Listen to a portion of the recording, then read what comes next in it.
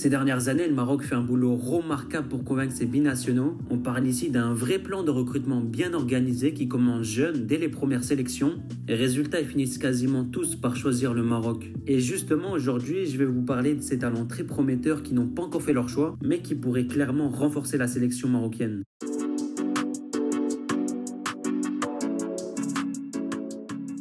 Bon, on va commencer cette liste avec le poste de gardien. Et là, il y a un nom à surveiller de près chez les jeunes binationaux. C'est Ibrahim Gomis. Alors lui, il a 20 ans, il joue du côté de l'Olympique de Marseille. Et cette saison, c'est déjà un titulaire avec l'équipe B de l'OM. Et franchement, il fait de bonnes choses. Parce que déjà, Ibrahim Gomis, c'est un gardien qui est grand. Donc ça, c'est la base. Donc forcément, il prend de la place dans ses cages. Et surtout, ce qui ressort vraiment dans son profil, c'est sa réactivité. Voilà, c'est le genre de gardien qui se déplace ultra rapidement sur sa ligne. Ce qui lui permet tout simplement de sortir des parades incroyables. Et ce qu'il faut savoir aussi, c'est que le staff des pros de l'OM le suit de très près parce qu'il a déjà été appelé avec les pros lors d'un match de Ligue 1. Bon, bien sûr, pour l'instant, il n'a pas encore eu l'occasion de jouer, il est resté seulement sur le banc. Mais voilà, ça montre que le staff des pros le suit de près. Après, ce qui est aussi intéressant, c'est qu'il vient tout juste d'intégrer les jeunes du Maroc. Il va d'ailleurs participer à la Coupe d'Afrique U20 et il a déjà fait quelques apparitions avec eux. Maintenant, il ne faut pas croire qu'Ibrahim Gomis va forcément choisir le Maroc parce qu'il y a aussi le Sénégal qui le suit de très près. Mais pour l'instant, on peut le dire, il est bien du côté marocain. Son choix n'est pas encore définitif, mais en tout cas, ce qui est sûr, c'est que c'est un profil très intéressant pour le futur du Maroc. On enchaîne à droite et là, il y a un latéral qu'il faut dénicher pour le futur marocain. Il s'agit de Mohamed Bouchouari. Alors lui, pour l'instant, on va pas dire qu'il a encore explosé parce qu'il a 24 ans et il joue encore en Ligue 2 du côté de Rodez, mais ça n'empêche que c'est tout simplement l'un des meilleurs latéraux du championnat français en deuxième division. Déjà, on va parler d'une stat qui est clinquante. C'est tout simplement le meilleur tireur de coups francs des 5 plus grands championnats européens en comptant les deuxièmes divisions. Donc voilà, cette stat en dit long sur sa capacité à être dangereux sur les coups de pied arrêtés. Mais au-delà de ses coups francs, c'est aussi un joueur qui dans le jeu apporte énormément sur le plan offensif, avec notamment une très bonne qualité de passe qui lui permet de créer des occasions pour ses coéquipiers. D'ailleurs, cette année, il a des stats super intéressantes, c'est l'un des joueurs les plus décisifs de son équipe, parce qu'en 30 matchs, il a réussi à marquer 4 buts et délivrer 5 passes décisives en Ligue 2.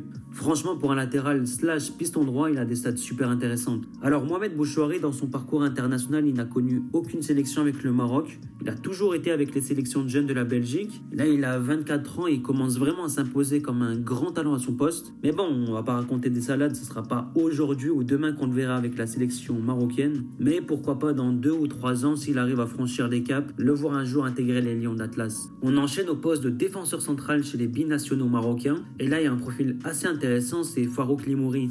Lui, il n'a pas encore eu l'occasion de vraiment exploser. Il est encore en deuxième division néerlandaise du côté du FC Eindhoven. Mais à 22 ans, il commence à vraiment avoir de la maturité dans son jeu. Au niveau de son profil, Limouri, c'est un joueur qui est là pour rassurer derrière dans ses duels, que ce soit au sol ou dans les airs. Il est vraiment très imposant. Mais surtout, il a ce rôle de patron de sa défense. C'est le genre de joueur qui va nettoyer la zone de vérité. S'il y a un ballon qui traîne dans la surface, il sera forcément là pour intervenir et dégager le ballon. Mais bon, on va pas se mentir, c'est pas encore le défenseur central du siècle. C'est pas lui qui va régler tous les problèmes du Maroc s'il vient en sélection. Il a encore plein de trucs à bosser, il doit passer des caps, atterrir forcément dans un meilleur club pour taper encore plus à l'œil de la fédération. Mais voilà, s'il arrive à franchir toutes ces étapes-là, il pourrait à l'avenir devenir une solution crédible pour le Maroc.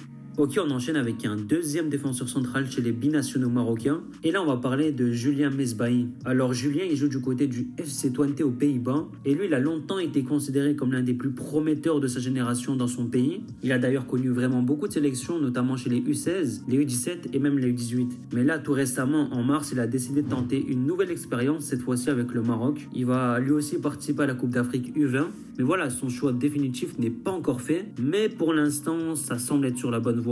Alors Mesbahi avec Twente, il a déjà fait 2 ou 3 apparitions avec les pros. Pour l'instant, il joue principalement avec les U21, mais ça va, il est encore assez jeune, il a seulement 19 ans. Voilà, d'ici 1 an, je pense que sa carrière va démarrer. Et là, il pourrait rapidement devenir un joueur à suivre pour les prochaines saisons et intégrer l'équipe A du Maroc. Au poste de latéral gauche, il y a un jeune qui monte en puissance chez les binationaux marocains, c'est Riyad Idrissi. Lui, il évolue en série B, c'est l'un des plus jeunes joueurs de son équipe. Il a seulement 19 ans et il est en train de s'imposer petit à petit dans son équipe. Alors Riyad Idrissi, c'est un latéral gauche qui a plutôt des attributs offensifs, c'est-à-dire qu'il va marquer des buts, faire des passes décisives et surtout dans le jeu, c'est un joueur qui peut donner des bons ballons pour ses coéquipiers. Là, il vient tout juste de connaître sa première saison chez les pros en série B et globalement, il est en train de sortir plutôt une bonne saison. Bon, voilà, c'est pas encore un titulaire indiscutable, mais il a quand même fait pas mal d'apparitions cette année. Il est d'ailleurs déjà avec la sélection italienne chez les U20. Et voilà, si la fédération marocaine veut l'attirer, c'est maintenant, parce que vu sa bonne saison en prêt en Série B, il va sans doute revenir à Cagliari l'année prochaine en Série A, et ensuite son ascension pourrait s'accélérer. Au milieu de terrain, il y a un gros talent de 17 ans que le Maroc doit absolument convaincre, c'est Zaïd Bafdjili. Il a à peine 17 ans, il est considéré comme l'un des plus gros talents du football belge. Là, il joue avec les jeunes de Genk et franchement, il fait de grosses performances. D'ailleurs, il y a déjà de gros clubs qui s'intéressent à lui. On parle du Borussia Dortmund et également de Manchester United qui sont séduits par son profil. Ils sont séduits par son profil parce que justement, je trouve qu'il a un jeu super intéressant. Zaïd Bafdjili, c'est un milieu de terrain qu'on peut clairement comparer à Marco Verratti. Il perd peu de ballons parce qu'il est petit, très agile et solide sur ses appuis. Il peut partir dans tous les sens, enchaîner des petits dribbles courts et c'est ça qui le rend très compliqué à attraper. Notamment face au pressing, c'est un joueur qui garde toujours le contrôle du ballon et il trouve des solutions même sous pression. C'est aussi un joueur qui, avec le ballon, quand il a le jeu face à lui, il peut trouver des passes intéressantes pour ses coéquipiers vers l'avant et créer du jeu pour son équipe. Franchement, lui, c'est un sacré talent chez les binationaux. Il est encore super jeune, certes, on rappelle, il a seulement 17 ans, mais pour moi, c'est un sacré potentiel pour le futur. On enchaîne avec un nouveau gros talent chez les binationaux marocains. Il s'agit de Salah Eddine Oulad. Alors lui, il évolue dans un gros club en première ligue du côté d'Arsenal. Bon, pour l'instant, il joue principalement avec l'équipe B en première ligue 2, mais franchement, il fait de belles choses là-bas. Il a 21 ans, donc oui, on peut le dire, il est un petit peu en retard par rapport à d'autres joueurs de sa génération. Il n'a pas encore réussi à faire le saut avec les pros, mais ce qu'il monte là avec les U21, c'est vraiment excellent. Cette saison, ses stats parlent pour lui. En 15 matchs, il a réussi à marquer 6 buts et délivrer 7 passes décisives. Et pour un milieu de terrain offensif, c'est clairement un joueur qui pèse dans la zone de vérité. Alors sur le terrain, c'est un joueur qui déjà il est à l'aise techniquement et qui a aussi une vraie qualité de passe. Il est capable de casser des lignes, de créer du jeu et faire briller les joueurs autour de lui. Mais c'est pas juste un passeur, il a aussi une vraie capacité à se projeter balle au pied et à faire la différence en un contre un. Sur les coups de pied arrêtés aussi, il a prouvé qu'il pouvait être décisif. Il a déjà marqué quelques buts comme ça. Pour l'instant, il n'a pas encore réussi à s'imposer avec les pros, même s'il a déjà eu quelques apparitions. Il n'est pas encore intégré totalement dans l'équipe 1 d'Arsenal. Donc on imagine que son avenir pourrait être ailleurs, peut-être en Championship ou dans un autre club de Première Ligue. Mais quoi qu'il en soit, Salah Eddine Oulad fait clairement partie des binationaux à surveiller de près. Le genre de joueur qui a le potentiel d'intégrer un jour la sélection marocaine. Il y a un autre milieu de terrain que la fédération marocaine doit attirer, c'est Mohamed El Arouche. Alors lui à Lyon, il y a quelques années, c'était vraiment le crack de l'académie. Tout le monde s'attendait à ce qu'il perce avec les pros. Il a d'ailleurs eu l'occasion de connaître quelques minutes en Coupe de France, un petit peu en Ligue 1 également, mais voilà, il n'a jamais réussi à décoller parce que déjà, il n'a jamais eu la confiance du coach. Il avait aussi un peu de concurrence devant lui et mentalement, il a lâché. Après cela, il a tenté un pari de partir au Brésil, à Botafogo, mais là-bas non plus, ça n'a pas marché. Et là récemment, il a rebondi à Molenbeek en 2e division belge.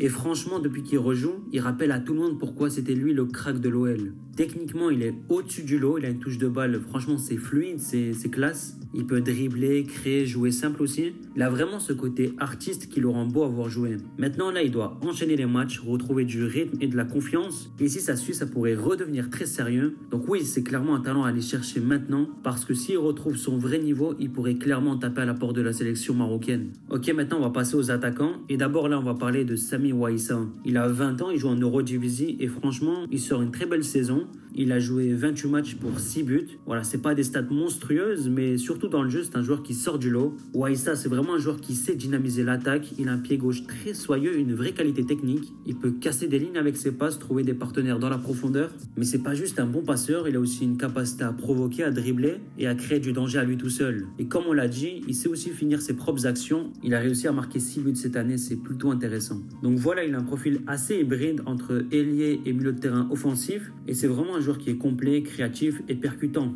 Et dans tout ça, il n'a jamais été appelé nulle part en sélection. Il n'a aucune expérience internationale, ni avec le Maroc, ni avec les Pays-Bas. Pour l'instant, 0 sélection. Mais maintenant, s'il arrive à continuer sur cette lancée dans 2 voire 3 ans, ça pourrait devenir un joueur qui joue dans un grand championnat européen. Et à ce moment-là, il pourrait intégrer la sélection marocaine.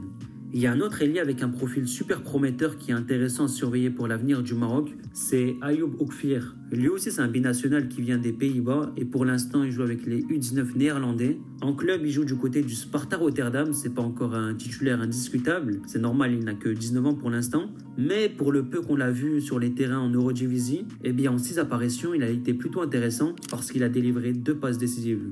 Et en plus, en sélection néerlandaise, là-bas, il est vraiment très fort. Avec les U19, il a connu 9 sélections pour 5 buts. Il est carrément en train de s'imposer comme l'un des ailiers les plus prometteurs des Pays-Bas. Alors sur le terrain, Oukfir, c'est vraiment un ailier droit qui joue beaucoup sur son pied gauche, donc un profil de faux pied. Lui, ce qu'il aime faire, c'est créer des différences 1 contre 1 grâce à sa vitesse et son agilité et surtout son petit gabarit. Donc ce qui fait qu'il a un centre de gravité bas et ça le rend trop compliqué à saisir pour les adversaires. Il peut vraiment partir dans tous les sens. Il peut partir à droite, ensuite à gauche. Il a vraiment ce côté imprévisible dans ses appuis. Ajouter à ça un pied gauche de qualité capable d'adresser des bons centres dans la surface de réparation. Et là, on a vraiment un joueur qui est très moderne, efficace et qui peut faire beaucoup de dégâts. Mais après tout, il reste encore jeune, il a encore des trucs à bosser et notamment s'améliorer dans son dernier geste. Mais ce qui est sûr, c'est qu'il a un sacré potentiel et si le Maroc ne veut pas se faire doubler par les Pays-Bas, c'est peut-être le moment de le contacter. On termine avec l'avant-centre et là, c'est un peu particulier parce qu'on va parler de Shaquille Van Persie. Alors oui, vous avez bien entendu, Van Persie, il s'agit du fils de Robin Van Persie, la légende d'Arsenal et de Manchester United. Et effectivement, ça peut paraître étrange, mais il a bien du sang marocain du côté de sa mère. D'ailleurs, il y a déjà eu des rumeurs récemment autour de cette possibilité. C'est vraiment quelque chose de concret, Van Persie pourrait jouer pour le Maroc. Alors, pour parler un petit peu de ce qu'il donne sur le terrain, Shaquille, c'est un pur attaquant. Voilà, c'est le genre de joueur qui traîne dans la surface pour gratter les miettes. C'est un vrai renard des surfaces, toujours bien placé pour exploiter la moindre opportunité. Et surtout, il a cet instinct de buteur. Il va sentir les bonnes occasions, il est souvent au bon endroit au bon moment pour finir les actions. Alors les Pays-Bas ou le Maroc, pour l'instant, le choix n'est pas encore fait. Mais ce qui est sûr, c'est que la fédération marocaine aurait tout intérêt à se positionner rapidement parce que ce genre de profil pourrait faire beaucoup de bien à la sélection marocaine. Donc voilà un nouveau top 11, une deuxième vague de binationaux à aller chercher pour le Maroc. La liste commence forcément à se réduire parce qu'il faut le dire, la fédération a déjà fait du bon boulot. Mais il reste encore des jeunes très prometteurs qui méritent d'être contactés. Et dans ce top 11, pour moi, il y en a 3 qui sortent du lot. D'abord, il y a Julien Mesbahi, un défenseur qui progresse bien à Twente et qui pourrait vraiment renforcer la défense des Lions. Ensuite, il y a Zaid Bafdjili, 17 ans, un des plus gros espoirs en Belgique. Il est déjà repéré par des grands clubs européens. Et enfin, Mohamed El Arouche, un vrai créateur au milieu de terrain, un pur talent. Et pour moi, c'est un joueur qui peut exploser s'il retrouve la confiance. Maintenant, si la fédération arrive à faire ces 3 joueurs-là, pour moi, ça serait des gros renforts pour la sélection marocaine.